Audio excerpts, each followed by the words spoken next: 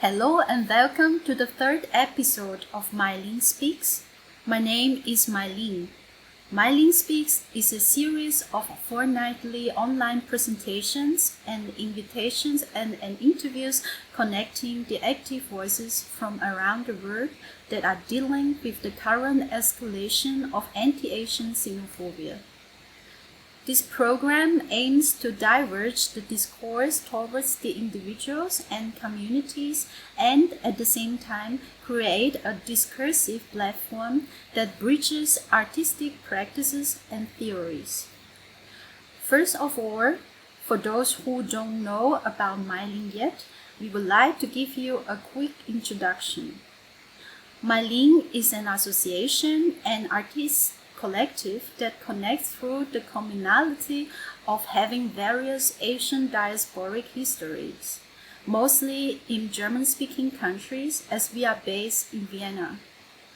We go by the name Mai Ling as a political and representative gesture to raise our voices against racism and sexism towards Asian, especially women, since anyone can be Mai Ling. We started this online series, Mai Ling Speaks, in May in response to the current situation that has produced escalating incidents of racist abuse, violent attacks, and overt prejudice against people of Asian heritage, or those who appeal so to others due to the current global pandemic. In the first episode, we had an online interview with New York-based artist Kenneth Tam. He talked about his initiative We Are Not COVID, which collects and shares different experiences of anti-Asian incidents related to COVID-19. He also talked about the campaign Stop Discrimination that shows allies who have pledged to speak against racist violence and harassment in art. In the second episode, we invited three co-founders of Corientation, a Berlin-based post-migrant self-organized group, to talk about their work in strengthening their cultural and political self-representation. Both of the episodes are available now on our website, so you can watch them later to know more about their projects and activities, which is relevant in understanding the current situation and to form the solidarities. Tonight, in this episode, we will focus not only on this current surge of anti-Asian racism and xenophobia, but reflect them with historical backgrounds and artistic intervention by our guests Miwa, Negoro, and Xiang Zairong. Because we have witnessed not only anti-Asian racism, but different and extreme racist violence, especially toward Black communities during this crisis. And we think it is important to review now which kind of common thread we have in various racism and nevertheless which kind of differentiation we have to admit and dismantle as anti-racial, anti-racism movements. Following the death of George Floyd, a Black man who was killed after a police officer kneeled on his neck in Minneapolis, the slogan Yellow Peril supports Black Power began reappearing at protests and on social media during the ongoing Black Lives Matter movement. The slogan traces its roots to the civil rights movements in the 1960s in the United States, and it often associated with the solidarity of Asian Americans with the Black Panther Party. The term Yellow Peril from the 19th century originally meant that white people saw Asian as a threat to their livelihood. But in the 60s, Asian Americans turned its meaning into their radical activist strategy and symbolism and the slogan showed their solidarity with Black communities and how they were inspired by Black powers. Since they were linked to Black liberation, as many marginalized communities were both oppressed by white supremacy. Black movements have paved the way in history and brought attention to civil rights and justice that Asians and other racial groups today benefit from.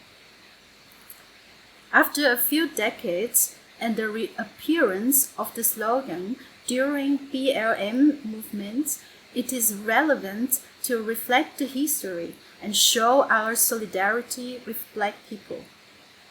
At the same time, however, we have to address the fact that it tends to purport the delusion that Asian struggle are equating with Black struggle, which is simply not true. We are both oppressed by white supremacy, but the materialization of white supremacy over distinct and racialized bodies is different historically and socio-politically. Especially the silence of Asian people in history has played its part to fulfill the myth of being the model minority. Model minority is a term used as a racial wedge to divide Asians and Blacks. The silence as a model minority was important for some for their survival, but at the same time, it is detrimental as it portrayed Asian as a homogenized group that was anti-affirmative action, which allows some privileges as Asian. In order to puncture the myth that Asians are white, adjacent, complacent, and silent, we need to question our own internalized racism to find ways to build bridges between minority groups instead of being instrumentalized to pit against each other. The global unrest we are experiencing today is urging us to open up the conversation and broaden our perspective on anti-racism and promotes us to bring up histories and find various coalition and allies. Tonight, we are very happy to present two different online statements by Miwa, Negoro, and Xiang, Zairong, who are actively dealing with those topics from different perspectives and in different ways. Both are dealing with social and racial categorization of yellow peril, Asians, East Asians, or any kind of discrimination that were constructed through colonial and white supremacist endeavors. Our first guest is Miwa Negoro. She is a curator based in Berlin and Zurich. Her curatorial practice deals with cultural representation and social mechanism in the discourse of performativity, decolonial thinking, and re-narration of histories. Her projects promote transcultural and non-binary conditions in the global present.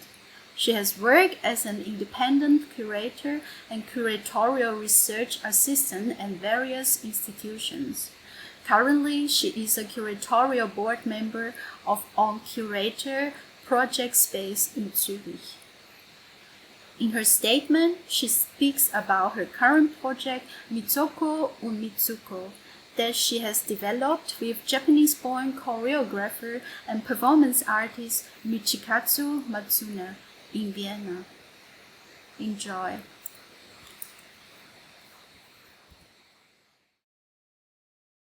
Dear Mai Ling, thank you very much for your invitation. So, I have been working on the performance Mitsuko and Mitsoko with Michikazu Matsune since last year. That was to be premiered at Vienna Westwochen this year. It didn't happen, but the starting point of the project is about a woman who immigrated from Japan to Europe and lived in Vienna in the 20th century. From her story and family story and also a very famous perfume Mitsuko, we found unexpected links to modern global history. Since then, we researched the anecdotes and stories of the two women as well as the figures around them who experienced the turbulence of the world politics of the time.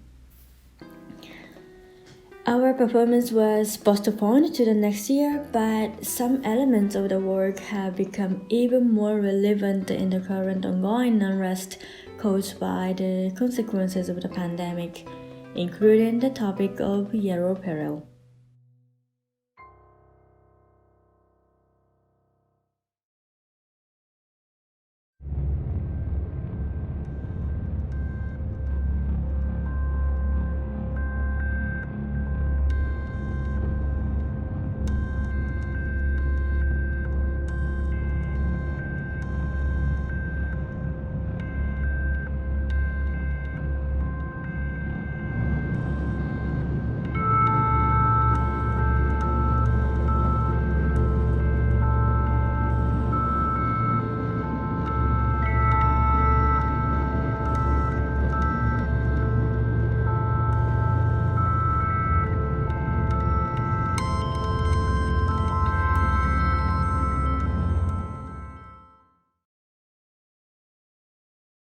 So, Euro peril is a xenophobic concept against East Asians, which was first coined by Kaiser Wilhelm II at the end of the 19th century. This was, in fact, the colonial, imperialist, and racialist ideology that was used to justify European colonial intervention of China, and it canonized the fear and belief that the people of East Asia would conquer the Western world. In the United States, strong anti-Asian sentiments became overt in cities such as San Francisco and Los Angeles, to which many laborers from China, Japan, and Korea had immigrated since the gold rush. This xenophobic concept was codified by the Chinese Exclusion Act, which limited the immigration of Chinese in 1882, and the Immigration Act, which restricted Japanese immigration in 1907. In 1922, Asians were excluded from American citizenship. There were many of these laws that discriminated a certain group of race. Amid this political unrest, there were actors of Asian descent who were surprisingly the big stars in Hollywood during the silent film era. Tsuru Aoki, she left Japan as a child actor in the Kawakami Theatre Company in 1899 and later starred in successful Hollywood productions. She became a recognized actress. Her partner, Sashu Hayakawa, was one of the first actors of Asian descent to play a leading male role. His typecasting as a sexually dominant villain made him a male sex symbol, yet the prevalent concept of yellow peril left him constantly typecast as a villain or forbidden lover. They experienced extremely strong anti-sentiments and left Los Angeles for Paris. This does not mean that Europe did not have racial biases. The color of yellow skin is another fantasy. So according to Michelle Kivak, the notion of yellow race associated with East Asians were invented not so long time ago. It was the 18th century when European ethnographers started study on racial grouping, categorizations, noting physical features of the people. He says, yellow cannot be traced back before the end of the 18th century, and it had no biases in anything other than an attempt to distance certain peoples of the world from an equally fantasized concept of whiteness. The problematic is perhaps that this notion of color and races was somewhat accepted and internalized within East Asian thinking as well. For example, a researcher, Miwa, discussed that when the English term yellow was translated into Chinese, people took the term without perceiving or questioning the racist connotation because the color yellow is an imperial color.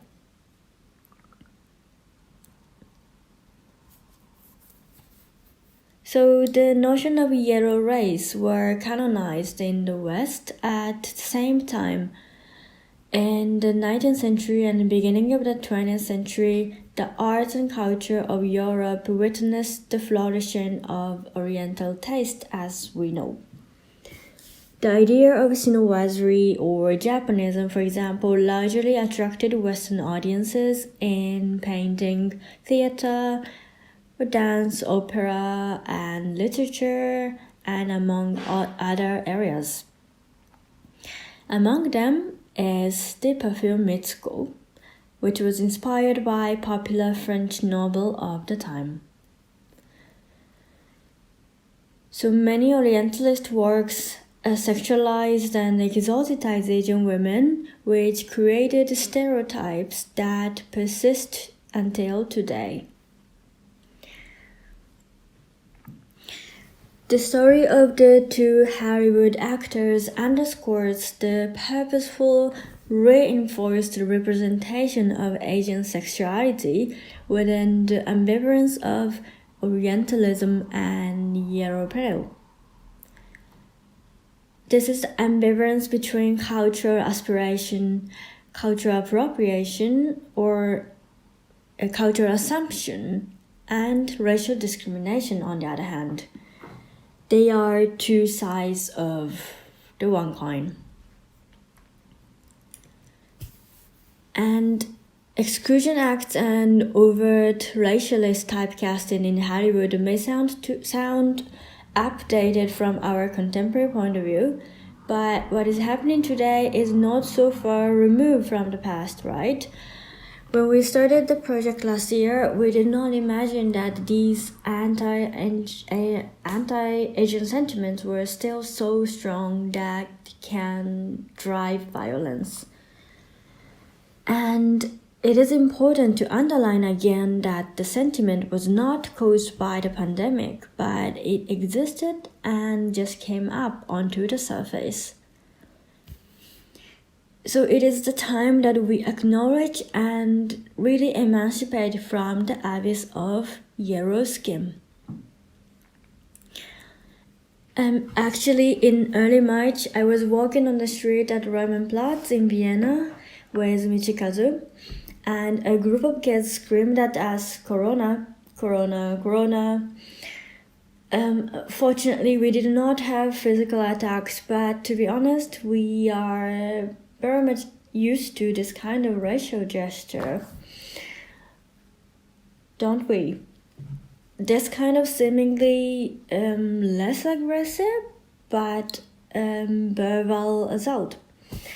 This is actually part of everyday life, sadly, and I just often ignore and try not to care about too much. However, this small but rampant ignorance and intolerance that are shown in everyday situations make it very difficult to talk about everyday racism even more. Because people might just think that, oh, no, I did not mean it. I'm not definitely racist or something like that. And a friend of mine says that children often demonstrate how racist norms are embedded in a society from the home to school and public space, as demonstrated in books, advertisements, and films. For example, comedy and jokes are often associated with racially stereotypical representations. So, this pandemic and political measures taken in the past few months also make us reflect our project even more critically, because the work also deal with global mobility and migratory stories and national boundaries and body politics. The mobility is now largely restricted to prevent the spread of COVID, and many nations have closed their borders. And then of course, it is important to stop the spread of infection, but what have been exposed are the unequal distributions of safety, limited accessibility to healthcare, and disregard for care workers, with all its racialized and gendered implications. Here, the question of foreignness and otherness comes to the fore. Who is allowed to enter the country? Who is welcome and who is not? Whose bodies are actually prioritized? So, in such conditions, how is anti-racist learning possible? We must first acknowledge and unlearn our own unconscious biases and unwitting behaviors and deeply internalized prejudice. In order to dismantle them, let's call it out. This is the first step. And let's work on cross-cultural narratives and sensitivities that extend beyond our own communities.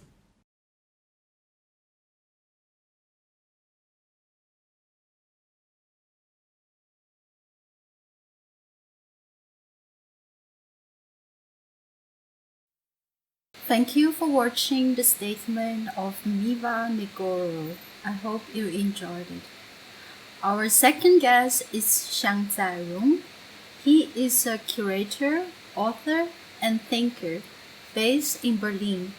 He was fellow at the ICI Berlin Institute for Cultural Inquiry and postdoctoral fellow of the FG Research Training Group Minor Cosmopolitanism at Potsdam University. He is author of the book Queer Ancient Way, a decolonial exploration, published in 2018. In the same year, he curated the Minor Cosmopolitan Weekend at the HKW Haus der Kultur der Welt. Currently, he is working on two objects dealing with the concepts of transdualism and counterfeit in the Global South, especially Latin America and China. His performative statement here reflects on desire, queerness, racialization, and visibility based on his own experiences of racist discrimination he encountered in the gay community in Berlin. As he called it, the weight and freedom of total darkness and anonymity, the liberating energy and the burden of visibility and identity. In an age of increasing division and polarization, he wonders conditions to sustain our survival. Enjoy.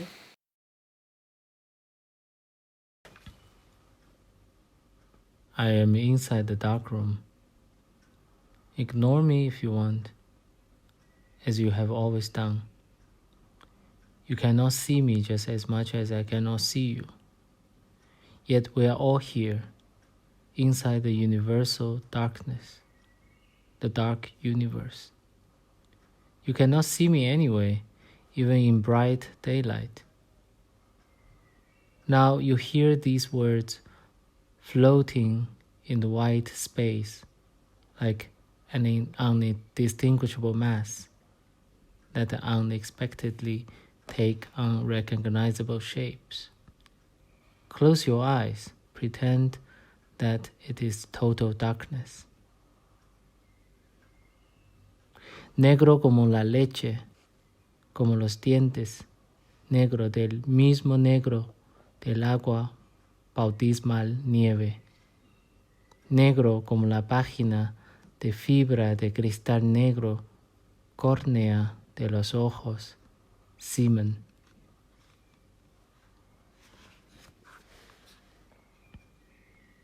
You queers, that old phrase, no longer offensive, never offensive to me. Nevertheless, it was heard.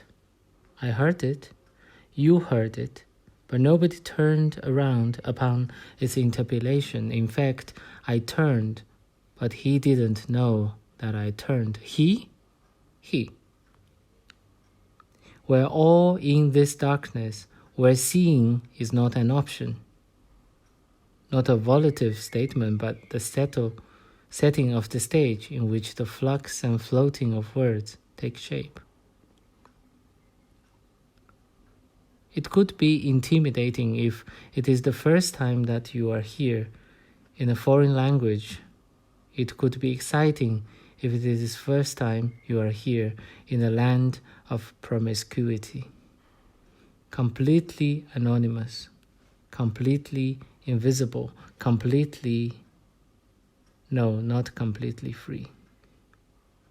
You are too familiar with the bright light that renders everything visible, at least everything you can and care to see. The sudden loss of vision threw you or us back into the primordial time, before fiat lux, before languaging, before senses, before after fiat lux, before after that before. Darkness compresses time and space into the trop blanc et le trop vide. A minimalist baroque and a baroque minimum.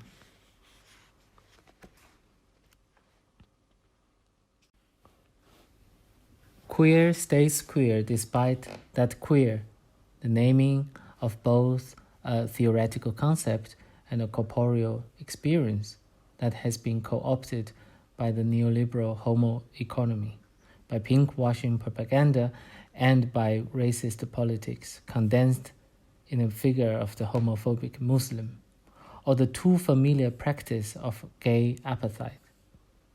No Asians, no blacks, no Latinos. Queer is able to slip away, no matter how much this looks like flexibility propagating the entire neoliberal strategy of adapting, or rather slip back into the dark spatial temporality of disidentification. Darkness conjures up several instances and milieu of queer life: dark rooms, nighttime, negation, and primordial weather and waste. On the surface of the smartphone, very bright. The screen of the smartphone is too bright. It hurts your eyes when you stare at it for too long. For too long you stare at it.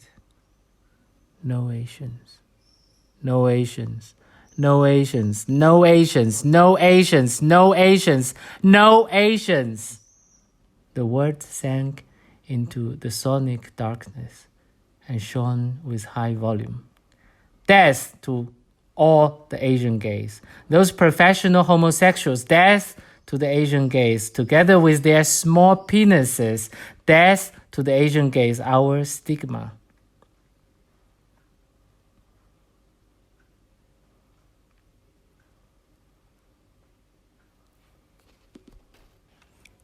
I cannot believe that I have to experience this humiliation here. Millions of other Asians in the so-called gay community have been either constantly interpellated to death or rendered almost completely absent in a dead silence. Negativity is not a fun game to play. No Asian emerge as a response to homophobic and racist stigma of the gay community. The same boys who, in the imagination of many Asian brothers back home, are brothers in global solidarity with the LGBT movement, have long been practicing with different tactics appetite in different racialized bodies. Yes, darling, my Asian sisters, do you know you are racialized as Asian? That is the only fucking etiquette you have. Asian. And for that reason, Asian, you are seen as either utterly disgusting or utterly desirable for pretty much the same reason. ASINAN, Asian. Now Berlin has many sex clubs. To solve the problem of not getting sex from the internet, how about trying out these places, especially its dark rooms? Since no one can see you, they might not oppose you just because you are racialized as Asian. The darkroom is, in theory, this post-identitarian or pre-identitarian space in which racism as visual drama can scarcely happen. No one would be able to shout to Frantz Fanon, a Negro of color of people is rendered invisible and included. Universalism in a universal sense can only be dark. The dark room with its cosmic darkness is also a rare utopia. There body rubs against the body, the split self, by the coercive identification and categorization, becomes one again by becoming a no one, available to the others, vulnerable, relational, mutually dependent, and quite invisible. I made some small anthropological interventions in darkrooms. First, I would engage in feverish caress with a random guy. After some considerable time of fun, I would lead him to the border of the darkroom. Sometimes they just refuse to go there, to be seen, remaining in the spatial temporal anonymity. But if they do, here comes the fun. So sometimes it happened that the person who still had his hands on my crotch saw my face emerging from the profound and disorienting darkness. And as soon as he saw me, he would quickly push me away, giving me an inquisitional stare, as if I were a monster, as if accusing me of cheating him, of hiding my racial identity under the darkness. If we want to know what their face looked like, take a look at one peculiar genre of gay porn that about straight conversion, in which a straight guy is blindfolded and given a blowjob supposedly by a woman. The moment when the blindfold is untied and he realized that he actually had fun with another guy often ends dramatically with him pushing away the guy between his legs, shouting and almost beating the cheater. Whereas in straight bait porn, the two guys often end up finishing their business despite the deceptive method at the border of the darkroom.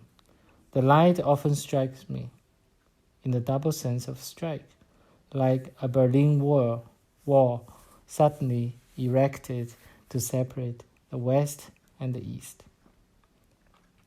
The same experiment was performed in the bright room of a dating app.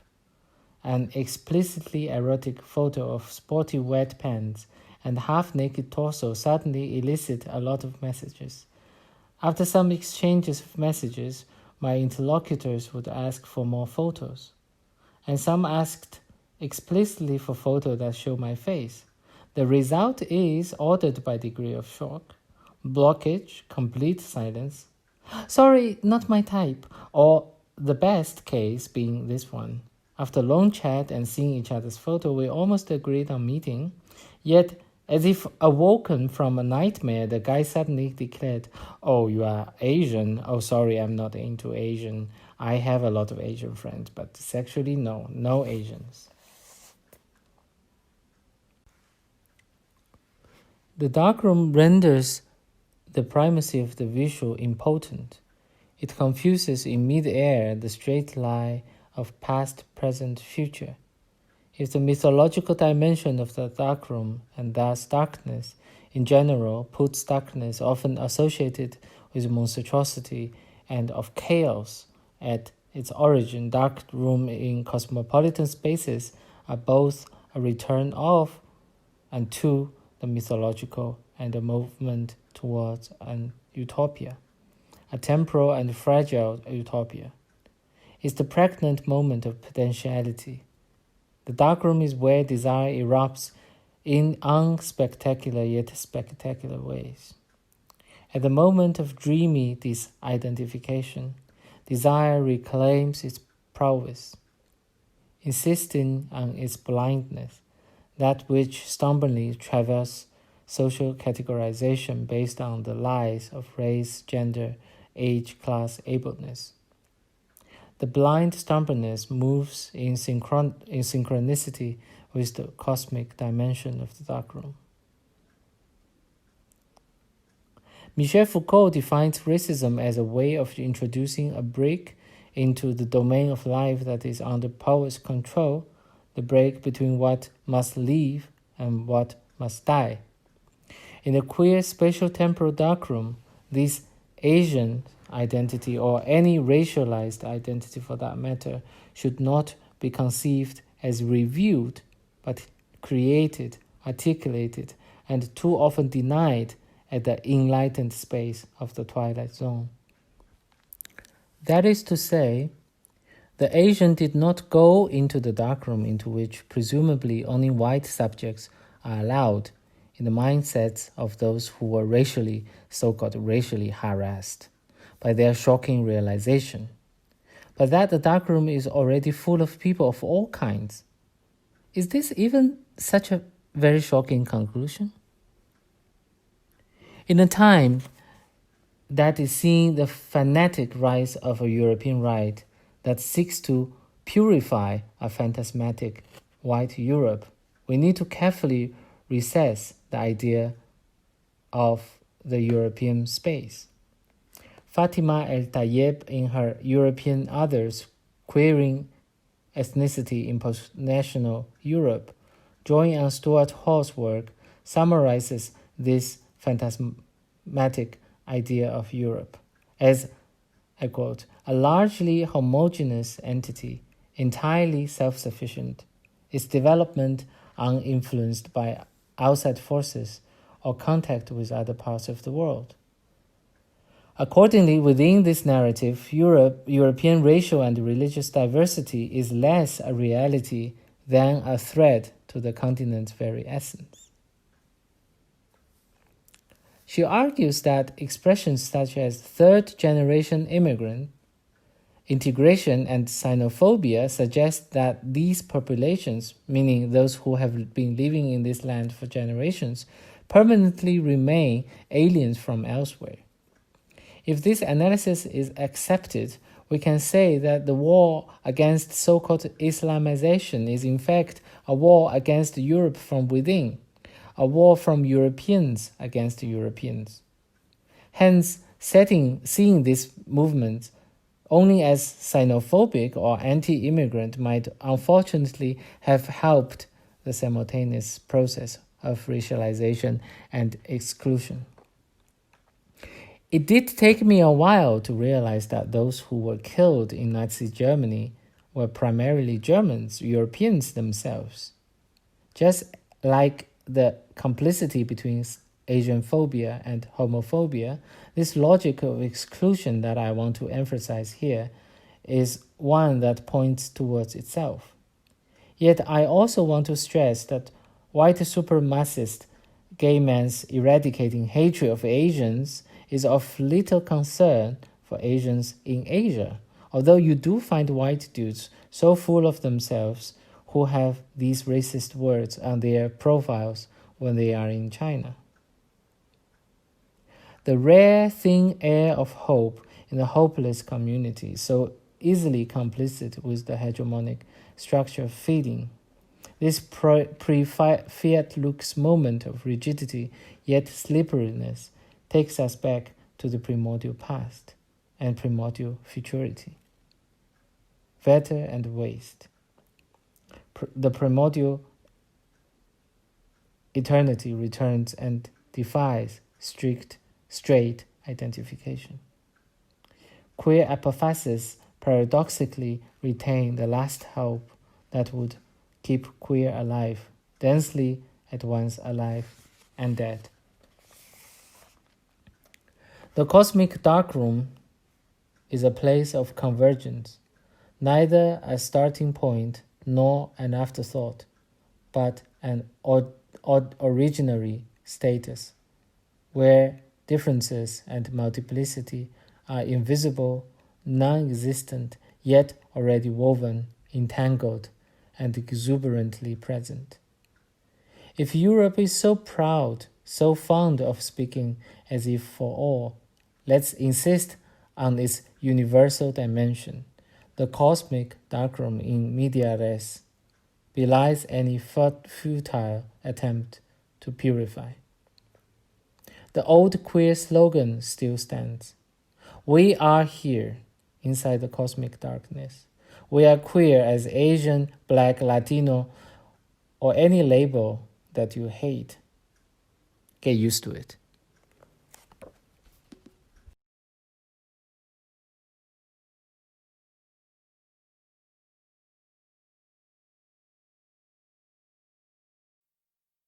Thank you for watching the both statements of our guests of this episode. At this moment, I would like to say goodbye and thank you all for joining us tonight. We want to thank also to Uni Win to support Mai Ling Speaks to make this happen today. My name is Mai Ling, and I'm looking forward to seeing you again at the next episode of Mai Ling Speaks. Good night.